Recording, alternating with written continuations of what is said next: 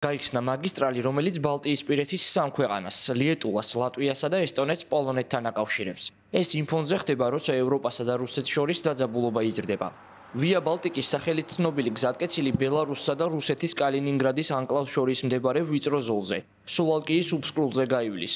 პოლონეთისა და ლიეტუვის პრეზიდენტებმა კაროლ ნავროცკიმ და გიტანას ნაუსედამ ქვეყნებს შორის საზღვარზე გამართული ინაუგურაციის ცერემონიაზე განაცხადეს, რომ რეგიონის უსაფრთხოებისთვის ამ დერეფანს უმნიშვნელოვანესი ფუნქცია ექნება. ვია ბალტიკის გამოყენებით ნატოს ჯარებს შეუძლიათ უფრო სწრაფად იმოძრაონ ბალტიისპირეთის დასახმარებლად. დღეს ჩვენ ორი ერის კავშირის, პოლონურ-ლიეტუვური თანამშრომლობის 234 წლის თავს აღვნიშნავთ. ეს მნიშვნელოვანი ისტორიული თარიღია, თუმცა დღეს ეს ისტორიული თარიღი უფრო გამყარდება. ეს მაგისტრალი ხელს შეუწყობს ადამიანებისა და სავაჭრო საქონელის გადაადგილებას არა მხოლოდ ლიეტუვიდან პოლონეთში და პოლონეთიდან ლიეტუვაში, არამედ ლიეტუვადან მთელს მსოფლიოში. სულვაკის დერეფნის სტრატეგიული მნიშვნელობა უდავოა.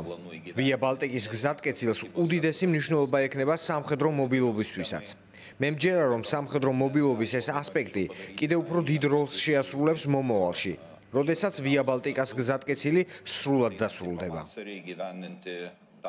970 კილომეტრის სიგრძის ვია ბალტიკის მარშრუტი პოლონეთის დედაქალაქ ვარშავაში იწყება და ლიეტუვაში, ლატვიასა და ესტონეთში გადის და ტალინში მთავრდება. ის ევროპული მარშრუტის E67 ნაწილია, რომელიც ფინეთს ჩეხეთთან აკავშირებს. ლიეტუვის სიდიდით მეორე ქალაქ კაუნასსა და პოლონეთის სუვალკიის შორის დამაკავშირებელი 4-გზოლიანი A5 ავტომაგისტრალის ასევე ვია ბალტიკის ნაწილია. ლიეტუვის ტრანსპორტის სამინისტროს ცნობით ვია ბალტიკის ჩრდილოეთის მიმართულებით მდებარე რამდენიმე მონაკვეთი ჯერ კიდევ 2-ზოლიანია და ის მოგვიანებით გაფართოვდება.